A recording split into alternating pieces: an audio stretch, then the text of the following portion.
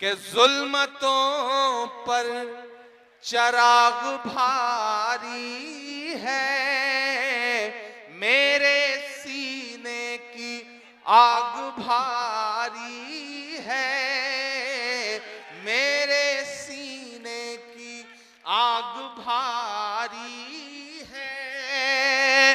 मोदी जी आपकी हुकूमत पर, मोदी जी आपकी हुकूमत पर एक शाहीन बाग भारी है, एक शाहीन बाग भारी है जुल्मतों पर।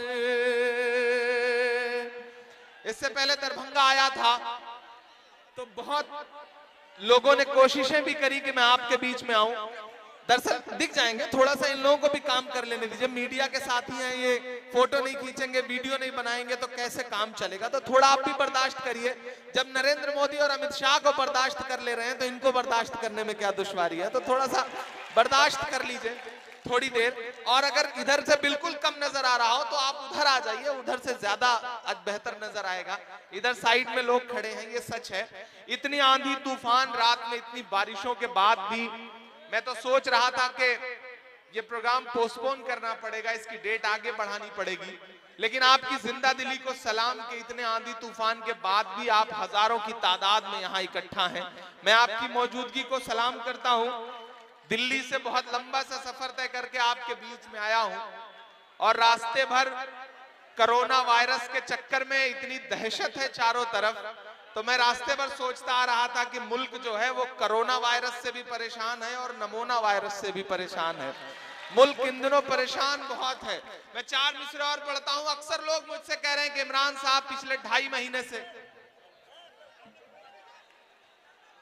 भाई वॉलंटियर से स्टेज पर जो आ गए हैं उनकी जिम्मेदारियां ज्यादा होती हैं। आप ये मत समझें कि ये जो नीचे जमीन पे 4 फीट लोग बैठे हैं ये आप इनसे ज्यादा मोतबर हैं, ये आपसे ज्यादा मोतबर लोग हैं, लेकिन ये सुकून से बैठे हुए हैं। तो आप सबकी भी जिम्मेदारी बनती है कि आप स्टेज के मेयार का ख्याल रखें। बाद में फोटो खिंचवा लीजिएगा, अच्छा नहीं लगता। बाद में सारे लोगों के साथ में गुफ्तगू कर लूंगा। देखिए, मुझे जो सबसे ज्यादा खुशी हो रही है वह इस बात की है कि यहाँ हजारों की तादाद में माएं बहनें मौजूद हैं। ऐसा अमूमन कम देखने को मिलता है। मेरी माओ बहनों, आपकी मौजूदगी को सलाम।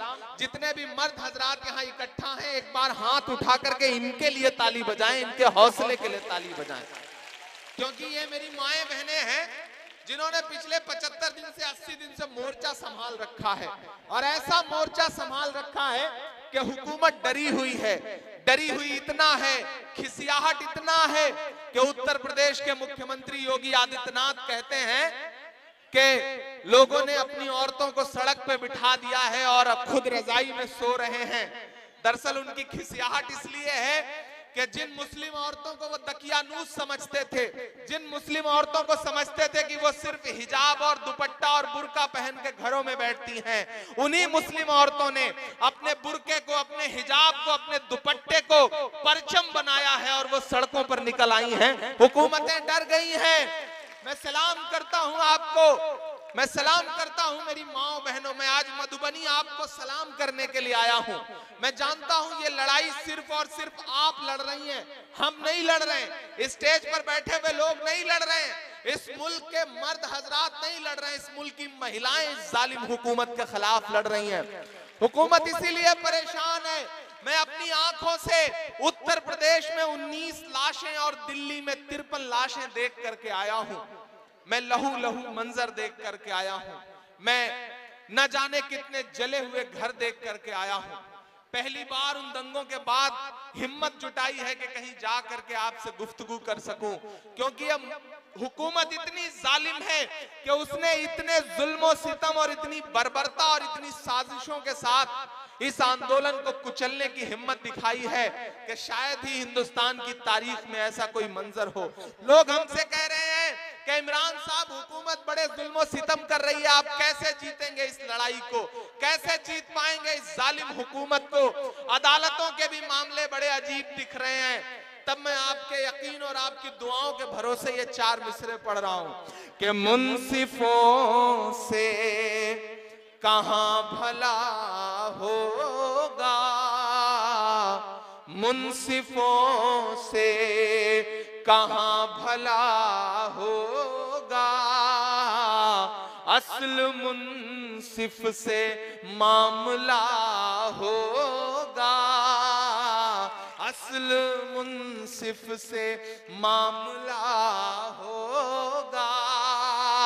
हमने रब की रजा पे छोड़ा है, मेरे यकीन के लिए आपका हाथ उठेगा अगले मिसरे पे कि हमने रब की रजा पे छोड़ा है, उस अदालत में फैसला होगा, उस अदालत में फैसला होगा। और आंसू गैस के गोले, गोलियां, धुआं, आग, लाठियां, इन सब के बीच में पूरे यकीन से ये मिसरे पढ़ता हूं कि मुझसे मेरे होने की पहचान नहीं ले सकते हो, मुझसे मेरे होने की पहचान नहीं ले सकते हो, जब तक रब ना चाहे मेरी जान नहीं ले सकते हो, जब तक रब ना चाहे मेरी जान नहीं ले सकते हो, मेरी सांसों में चलती बारूदें तो भर सकते हो। पहुंचाना अगले मिसरे को दिल्ली तक कि मेरी सांसों में चलती बारूदें तो भर सकते हो, लेकिन तुम मुझसे मेरा ईमान नहीं ले सकते हो, लेकिन तुम मुझसे मेरा ईमान नहीं ले सकते हो।